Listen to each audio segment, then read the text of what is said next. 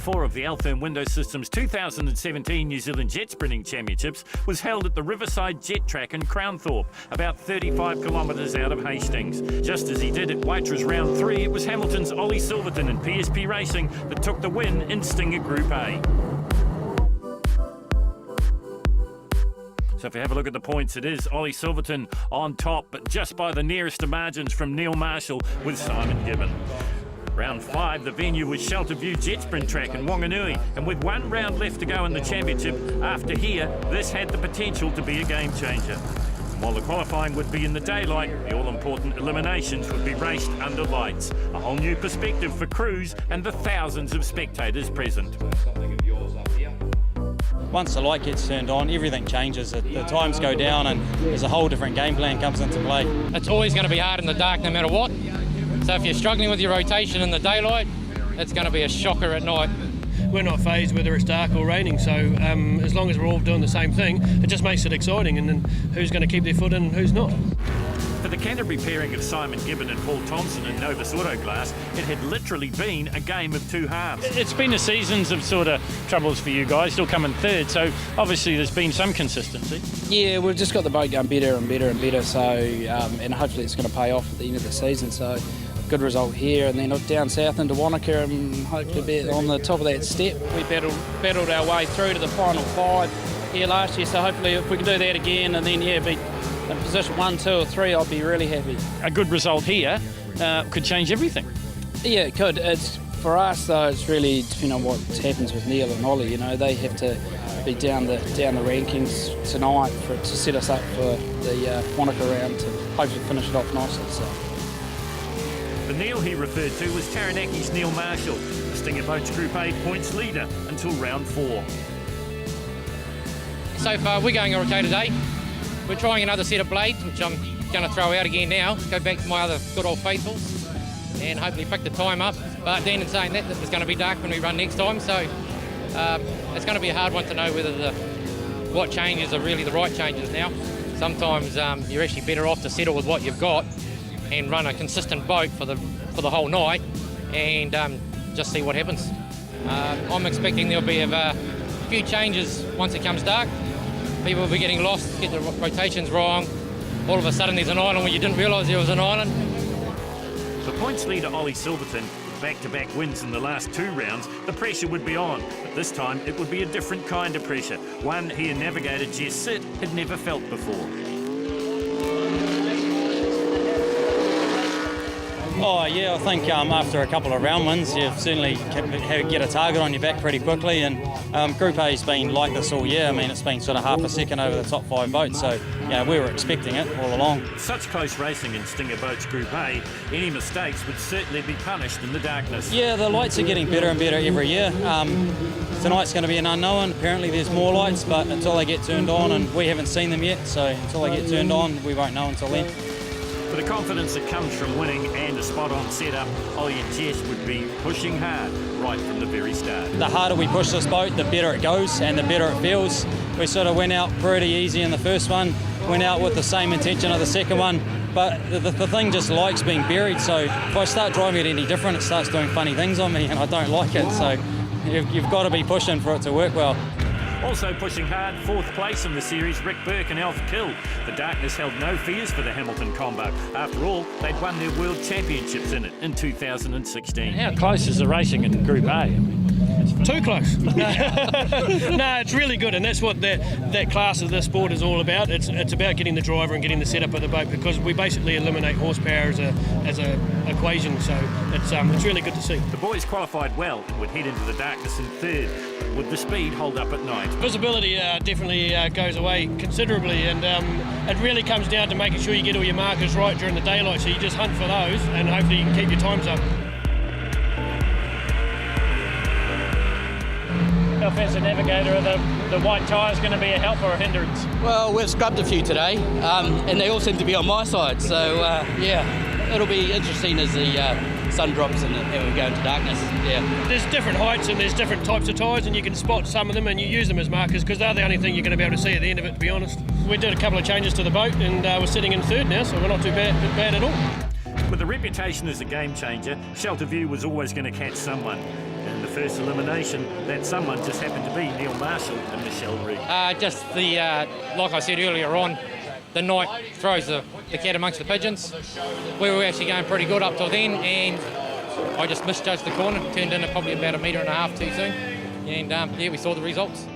So with no Neil Marshall making the top 8, that's going to shuffle the points a little bit. Cy Gibbon and Paul Thompson, though, lead as we head into the 5. Carl Brensel in Maroon 2 was maroon. After this, out in the top 8. Bad luck for the man from Tapanui. Oh, it's a big spin for Tia.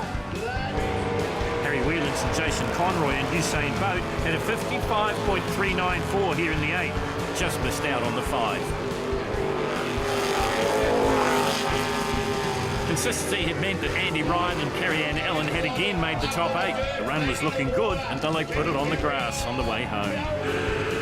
Ollie Silverton had been a hair off his usual high pace in the top 12, but here he more than made up for it. Fastest in the 8 with a 53.428.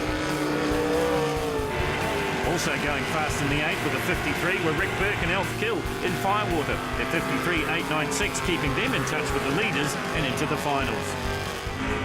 Bevan Muir and Kendra Death also booked their place in the top 5, but only just. Their 54.083, the last time to make the 5-boat final. For Shane and Ross Travers, 53.766 in the 12 meant they were second quickest going into the 8, but there, a little off the pace 54.264 top 8 time saw them do enough to make the final 5. Second fastest behind Ross Travis in qualifying, fastest in the top 12, and second fastest here in the 8 with the 53.786 meant Cy Gibbon make the top 5 final with the second quickest time. The podium beckoned. So as we move into the top 5, once again it is Ollie Silverton on top from Cy Gibbon and Paul Thompson, Rick Burke and Alf Kill in 3rd, and then it's Bevan Muir in 4th from Ross Travers. Hitting their straps again at round 4 at the Riverside Jet Track when New Zealand won in Group B, Paddy and Jay Hayden at Schizo Racing. The win here meant a tie at the top of Group B with the Haydens and Mandy and Clayton Tisdall. So as you can see, it's as close as you like at the top of the Group B standings. Nothing in it, absolutely nothing, between the defending champion and the couple from Tapanui. With the crowds pouring in and the qualifying set to start in daylight, the stage was set for a knockdown, drag-out fight for Group B. 3rd in class and first time in the dark for Kelly Manell. Yeah, it is. It's certainly catching a few out, including myself. My first one wasn't that flash, so yeah, it's interesting actually. It's a lot more loopy, and I think because we're going around one island in particular 3 or 4 times, you sort of think, where have I been and where do I now need to go? So yeah, sort of stunned a few people, including myself. So yeah, thrilled to be where we are. It's certainly very close, but yeah, I mean, it's a dream season if that's the case, isn't it? If I can sort of keep it going, and yeah, I mean, I've got my goals, and yeah, today's I've got a goal in mind, but we'll see what happens, and then Wanaka, yeah, that's where it'll be, yeah, brought to the table. Bring everything to the table that they had with the Tisdalls, Mandy and Clayton in Get Inside It too. Their season so far had been a dream, hence why they were tied at the top of the table. Pretty good. We've just got to work on my driving now, tidy a bit of that up, and hopefully we'll be at the pointy end. So yeah, tonight's going to be a bit different. We've never done it in the dark before, so we'll see. Our goal is to take the boat home. Like, we want to get to our final round in Wanaka, and we've never managed to do a final round on our home track. What our goal is to finish the season. Yeah, winning would be a bonus, but in Wanaka it'd be absolutely brilliant. To win, they would have to beat this boat. Hard racing had earned Paddy Hayden the number 1 plate, and he certainly wouldn't be a pushover. The nighttime round here at Whanganui is always a game changer. No, many of championships been lost at the night rounds, but traditionally we've been quite lucky. But not to say we've had our close shaves and stuff. Yeah. Clayton's desperate to beat you, but on the other hand, he's not desperate to beat you. Oh, look, they're great people to go racing with. I don't mind, it's fine, and it's nice to be racing in such close increments, you know. Keeps you on your toes, and it's good fun. So the stage is set for a pulsating final in the darkness here at the Shelterview Jetsprint track. Paddy Hayden up against Clayton and Mandy Tisdall. First to go, it will be Aquaholic. This is Daniel Reid and Ben Sol out of Taranaki. They go by the nicknames Butterbean and Soul Sister. They're from Waitra, where the Methanix Aquatrack is. Now, these guys have done a great job to get into the final three here in Group B. Now, last year, Daniel shared a drive with his brother and Taranaki boys, but this is a new boat, new combination for them. Ben Sol doing the navigational duties, working their way through the darkness. Slightly different rotation here at Whanganui this time round. Best time for them was in the top 5. That was a 59.061, 27.281 at the split, and that compares favourably with their top 5 time. You see there the lens flare from the onboard cameras. Well, the drivers have got to contend with that, and of course the slight visibility changes from the white tyres on the edge of the course, and of course the spotlight glare on the water that's quite evident from our high shot there. Heading down towards the finish, needs to be under 60 seconds, I would think, to progress further up the podium. Remember, we cut them from 8, then there was 5, now there's just 3. This is the first of the 3 to go. It's Daniel Reid and Ben Sol, and it's a 58.760. First time on the podium. We've been trying for a little while, and we knew it was going to be tough to go out and beat these next 2, but we give it a go. Best time of the day, so we're happy. So next to go, it will be Clayton and Mandy Tisdall. Get inside at 2 is the boat. Now these guys have had the dream season, as I mentioned before. Tisdall Contracting and Henderson Demolition are the sponsors. A 57.988 in the 8. And they dropped down to a 56.767, and that was the fastest time at the time. They get the hairpin slightly wrong, so that maybe cost them a tenth, maybe a little bit more.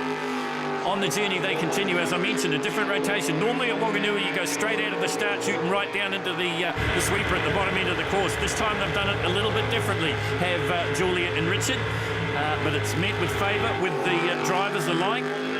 26.570 at the split, so up on the 27.281 that we saw from Aquaholic. Working their way down towards the finish. If they put in another 56, they'll be on the money, I would think. 56.767. That was their time in the top 5. Is this one going to be better? One corner to negotiate. It'll be down through the finish line. Looking for another 56-second run. We won't get it. 57.144 for the Tisdalls. Making their way through the gloom here is Patrick and Jay Hayden. They are the defending group, the champions. You'll notice one thing if you've been following our coverage in Jetsprinting for quite some time. There is no Blackpool Illuminations imitation on the boat this year, and it's a bit of a sore point with Jay, I can tell you. She wanted the lights. She said the kids absolutely love the lights on the boat. Paddy said it's all about serious racing, and these guys have been capable of serious racing. Best time for them, 56.594. That was in the top 5. It just picked the time of the Tisdalls. It's going to be very, very close. 26.324 pays at 26.570. So they're up at the split, so they can drive it home. They'll get back to their winning ways again here. Brilliant performance from them in Hastings. What can they do here in the dark at Shelter View?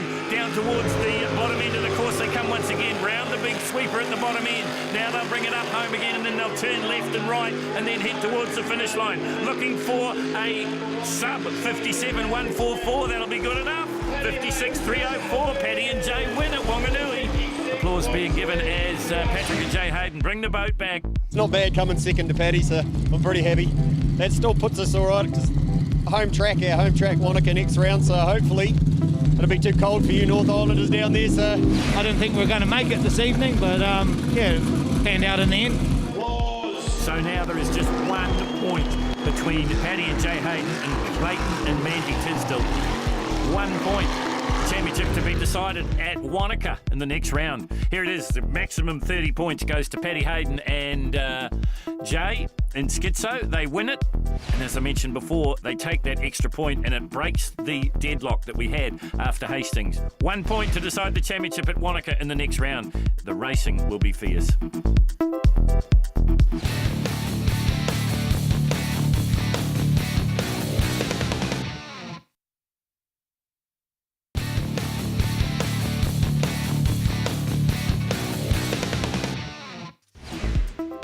Well, we started with 13 and now we've cut them down to 5. Ollie Silverton and Jess sit on top. Ross Travers doing a pretty good job there as well at his home track. It will be Travers the first to go. He is a past New Zealand Group B champion. He took that title in 2015. He's currently 5th in the points in Stinger Boats Group A. He knows the waters of Whanganui well. In fact, this is where he got his introduction into the sport through the haranguing, I guess you'd say, of Richard Murray and also Pat Dillon, came down and had a go and was absolutely hooked. Got a motorsport background though, ridden sidecars both on the dirt, speedway and road racing. It's a bit of a stock car stalwart as well. 25.457 at the split for Ross and Shane Travers, his father-son combination. Best time so far, 53.766, and the split was just a little bit slow from what we saw. So they're on target to go better than the 53.766, and that will put them in the hunt. Still a lot of fast boats to go though. Remember, when we cut them down to the eliminations, it's the slowest that go first. Working their way up towards the finish line now. Are we going to see another sub 54? We are. 53.575 for Ross and Shane Travers. The boat is radioactive. That's a great time. This is Bevan Muir and Kendra Death. This is 10 Tools Racing. It's a Stinger hull with a Chevy. Kendra is a car painter from Thames. Bevan is a sales manager at Valley Toyota, been around for a long, long time. First in the Group A class back in 2009 and 2010. Third in 2014, so he's Mr. Consistency. Kendra standing in for Bev's wife, Kathy, and doing a pretty good job of it too. 25.275, so faster than what we saw from the Travers. So Bevan Muir and Kendra Death doing a pretty good job at the moment. Looking to go quicker than the 53.575 that Ross and Shane Travers set in the first of the 5. From 5, we'll cut them down to 3. This looks like a pretty good run. You're on board here. Kendra just urging her driver on as he works his way down towards the finish. Another 53-second clocking. No, blows out just a little bit. 54.318. So Ross and Shane Travers survive another run. This is the current world champions in Stinger Boats Group A. This is Rick Burke and Alf Kill out of Hamilton. The boat is Firewater. 222, or as they more commonly like to be known, W1 or 3NZ, because that's where they finished in the title chase last year. They're currently 4th in the points. Top 12 time was a 54.341. Top 8 was a 53.896. What are we going to see here? They need to be 23 or better at the split, I would think, to be in the hunt, and they're not going to be. 24.974. So now they're really going to have to rattle it along home if they want to beat the time set by the father and son combination, Ross and Shane Travers. You're on board here with Firewater. Rick Burke, Alf Kill doing the job and doing it well. They said they hold no fears in the darkness, so they're kind of approaching their qualifying times. Normally you see the qualifying time a little bit quicker than what we see in the eliminations. This way it's the other way around. Heading down towards the finish line now. What's it going to be? Are they going to be in the 53s? Well, they did rattle it home. 53.617 puts them sitting in second place at the moment. So this is the 4th competitor of Stinger Boats Group A here at the penultimate round of the Alfirm Window Systems New Zealand Jetsprint Championship. This is Cy Gibbon and Paul Thompson.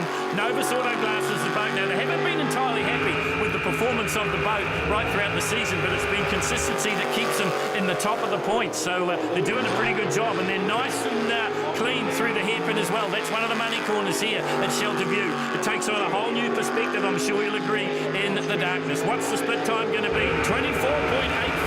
That's the fastest split we've seen. So they're on target once again to stand on maybe the top step of the podium. The boat looks very good on the water. You ride with them here as they work their way down towards the finish. Time to beat is that of Ross and Shane Travers at 53.575. Are they going to be able to do it? Oh, and that one cost them a little bit of time, and they nearly kissed the time wall. So that's going to slow them just a little bit. You see the boat get a little bit untidy as it crosses its own weight. Now heading down towards the finish. 53.575 to beat. They don't beat it. Ranks them third. She's hard work out there, eh? It's bogged down in the last couple of runs in the hairpin, and that's all it took. So, no, we're happy. The boat's got a piece to head home. So this is the points leaders in Stinger Boats Group A. This is Ollie Silverton and Jess Sid. The boat is PSP Racing. It is a Sprint Tech hull with the Magnum Automotive Group A engine in the back of it. John Mincham and the team has put a fair bit of time into the engine and the preparation of this boat, and it's beginning to show because Ollie and Jess, as I said, sitting on top of the points. Have a look at the split time, 24.754. That's the fastest we've seen this afternoon, this evening here at Whanganui. So are PSP Racing claim another title here, working their way down towards the finish line now. Ollie Silverton, Jess Sit. Couple of corners still to go. Oh, they whacked the island. You can see from the spray. Oh, there's something gone wrong at the back of the boat, something hanging off the jet unit, or is it the reverser sitting down? I'm not sure, but this is going to cost them. It's going to cost them power, it's going to cost them speed. You can see something flapping at the back of the boat. 53.597, pretty good time considering, but a problem at the back of the boat for Ollie Silverton.